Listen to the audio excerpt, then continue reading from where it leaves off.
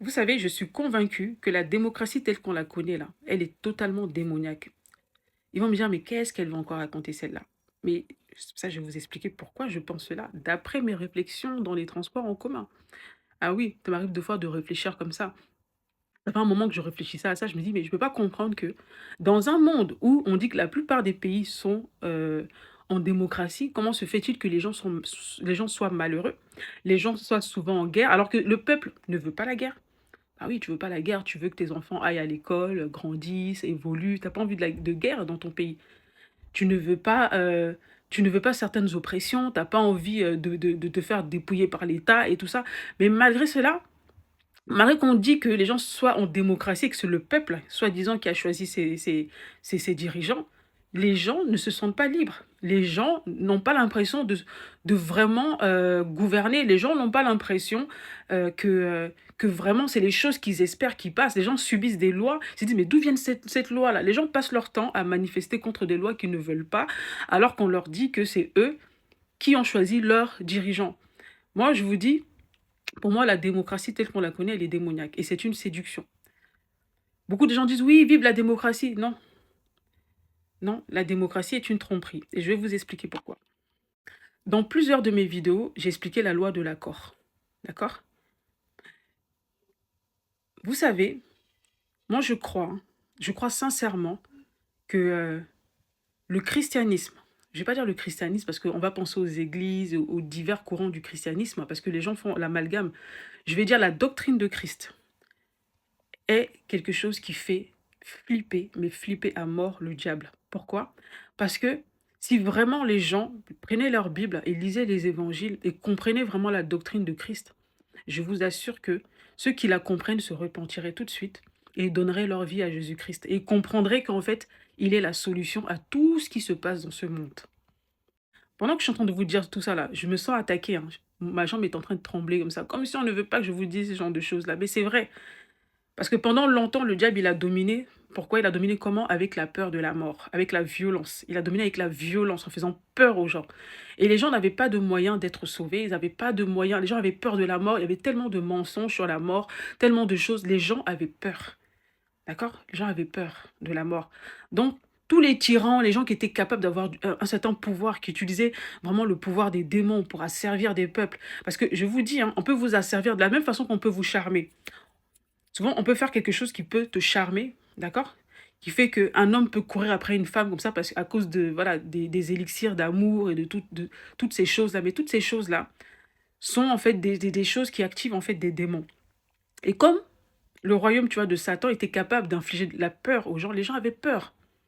Avant, on pouvait les gouverner par la peur, mais quand le Seigneur Jésus-Christ est venu, et ça, c'était la plus grande crainte, c'est qu'il a commencé à briser cette peur-là. Et regardez, quand vous lisez le livre des Actes, les apôtres, les disciples, ils n'avaient plus peur. Ils n'avaient pas peur de la mort.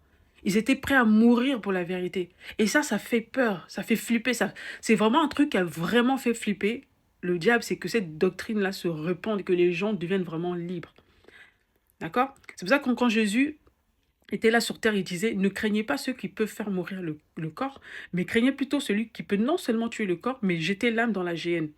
D'accord?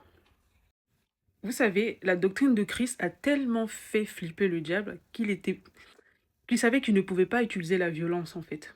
Pendant un moment, il utilisait la violence avec les premiers chrétiens, les martyrs et tout ça, les maltraités, voilà, les brûler, les crucifier, tout ce qu'il pouvait. Mais il voyait que plus il faisait ça, et que vous savez, l'être humain, il est comme ça. L'esprit humain, en fait, de fois, a besoin de voir quelque chose,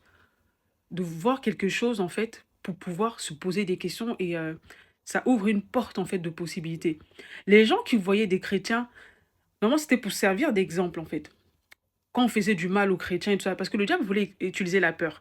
Donc, des fois, on décapitait des chrétiens, on les décapitait, on les crucifiait, et c'était des gens qui étaient tellement pacifiques, tellement paisibles, d'autres même louaient pendant qu'on était en train de leur faire du mal et tout ça.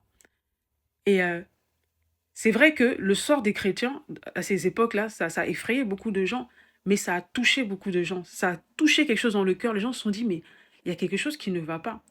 Il y a eu une forme de dissonance cognitive, en fait. Les gens ont commencé à se dire, mais attends, Ces gens-là on les fait souffrir comme ça et eux, ils sont là, ils sont en train de chanter des psaumes, ils sont en train de louer leur Dieu. En plus, c'est des gens qui sont bien, ils sont doux et tout ça. Et beaucoup de gens en cachette se sont convertis. Beaucoup de gens se convertissaient. Beaucoup de gens se convertissent. C'est ça le problème, c'est que le diable a compris que la violence, en fait, cette violence qu'il faisait, en fait, pour pouvoir empêcher. Et c'est ce qui est en train de se passer en ce moment. Quand vous voyez nos États qui sont violents, là, notre président en ce moment, là, c'est une forme de violence psychologique.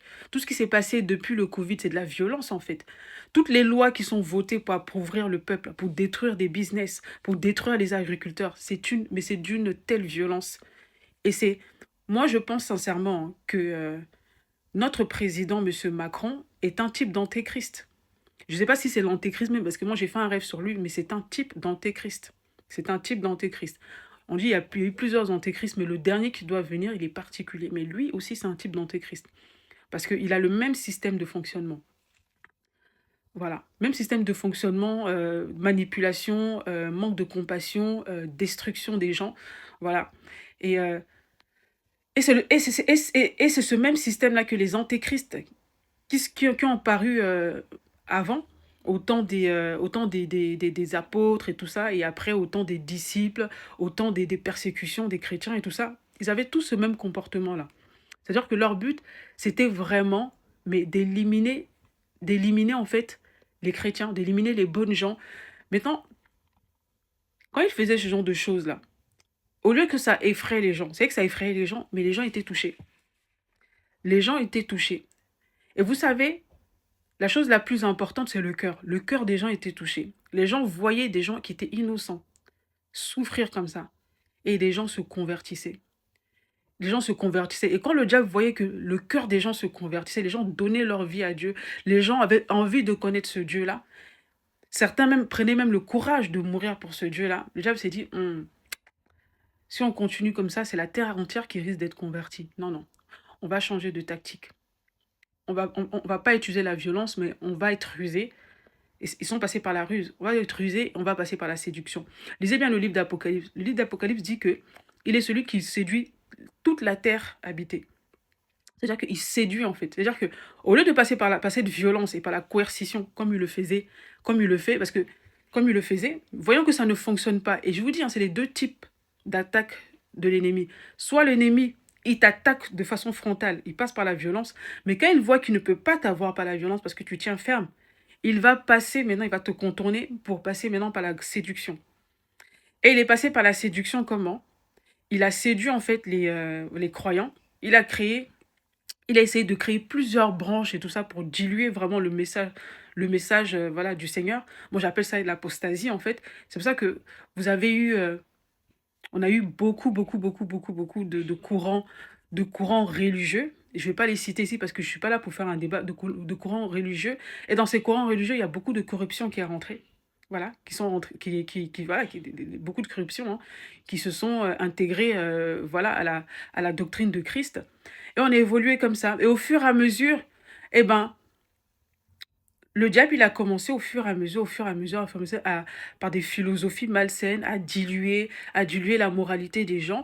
Et après, il a introduit, au travers des loges et tout ça, de ces suppôts, voilà, qui étaient dans les loges, il a introduit par la séduction quelque chose qu'on appelle la démocratie, en faisant croire aux gens que ils pouvaient être maîtres d'eux-mêmes, ils pouvaient eux-mêmes se gouverner, alors que le but, c'était pas que les gens se gouvernent eux-mêmes, c'est qu'ils soient libres, c'était de leur donner un semblant de liberté en leur laissant voilà, le pouvoir de pécher, de faire n'importe quoi, d'accord, dans l'intimité et tout.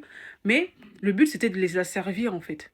C'était d'obtenir leur accord pour prendre leur liberté. Parce que, dites-moi, est-ce que vous avez vraiment besoin des gens qui nous dirigent là? Est-ce qu'on a vraiment besoin d'eux? Non, mais réfléchissons. Est-ce qu'on a vraiment besoin de ces gens-là, de tous ces députés, de tous ces gens? Moi, j'ai l'impression que ce sont des parasites, en fait. Parce qu'en vérité, on paye des impôts. Pourquoi? Tous ces impôts qu'on paye là, ce sont des gens, déjà, ils font des guerres sans nous demander notre avis. Ils font des guerres pour leurs propres intérêts. Ils font des choses, tu ne comprends pas pourquoi ils les font.